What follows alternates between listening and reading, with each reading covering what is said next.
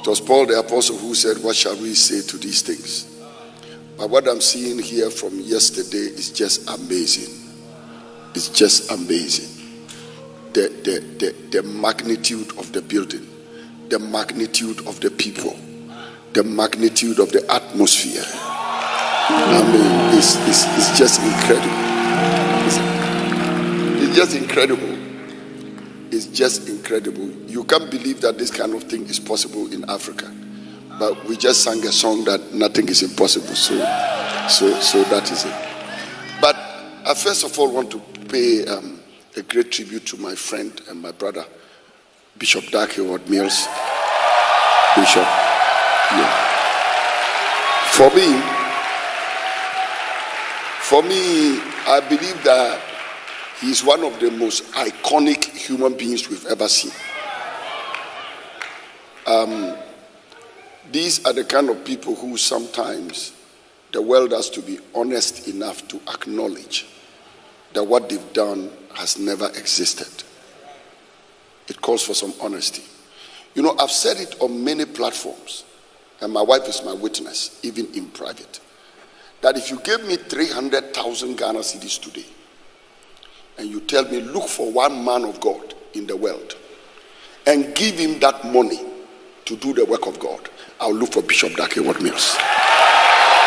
And I'm not saying if you tell me to look for 3, if you tell me to look for 5, if you tell me to look for 10. In fact, if you say look for 1 and you add myself to it, I will still look for Bishop Dag Heward-mills and give him that. And that is because, you see, when it comes to faithfulness with money, faithfulness with applying God's resources, this man is second to nobody around the whole world I know. No, and you know what, people? I'm saying it seriously, and I mean it. But you may wonder, what is faithfulness with money got to do with spiritual things? But you remember the words of Jesus: unless you have been faithful with the unrighteous mammon, who shall give unto you the true riches? The reason for Jesus' healing crusade and the magnitude of this ministry, the reason for the 6,000 and over branches, the reason for the preaching, the reason for the centrality of the gospel in this ministry, and even our choir songs are all gospel. The reason for all that is because a man is worshiping God and mammon is not his God. Mammon is not his God. And sir, I just want to acknowledge you, appreciate you. He said throughout the years, I preach the same way and I'm the same person. But I've never seen a man who doesn't change like Bishop Dag Heward-mills. He doesn't change. He's the same. The success doesn't change him. The size of the church and the congregation doesn't change him. The man is the same. He's the same. He's the same. And we just thank God for you. You know, Joshua, you were talking about, let me say Bishop Joshua. You were talking about, I didn't pray for you when you were young. But, you know, and you're talking about your brother. But yesterday, you know, because this is first love, many people don't know that me and Bishop Dag have been together for years. You know, they don't know I've slept in his house before.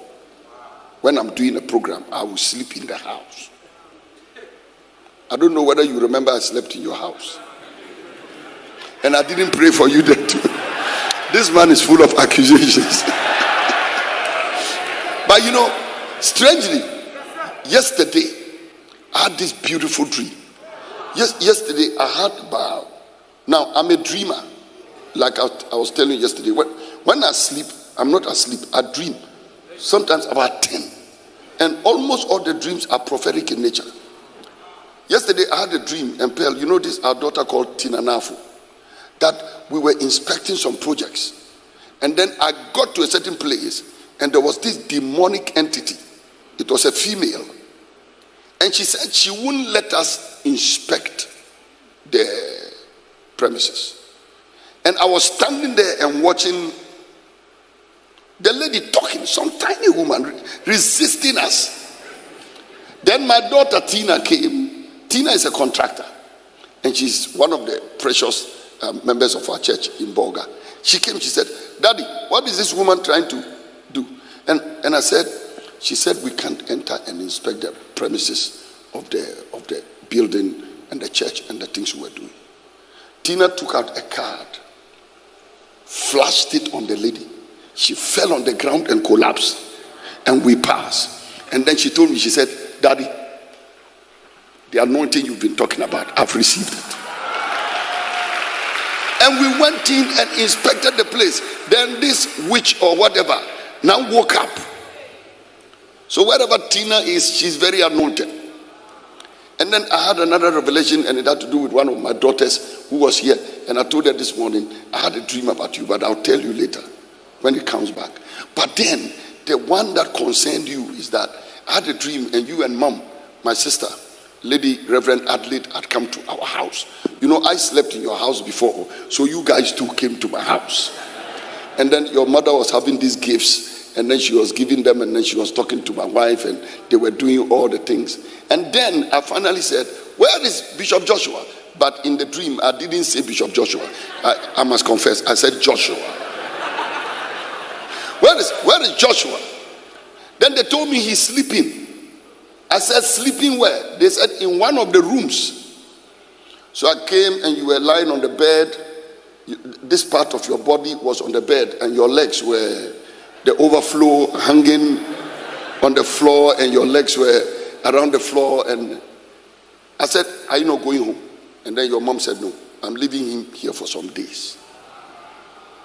So I believe today, by the time I finish, I know Dad is the prophet of this house, and he's very anointed. But together with him, I will lay hands on you. And I will believe God that some of the things you call the magic will come upon you. Oh, gee. Oh, look at somebody. Glory. So it's going to be a wonderful day. And I need you to be seated, everybody.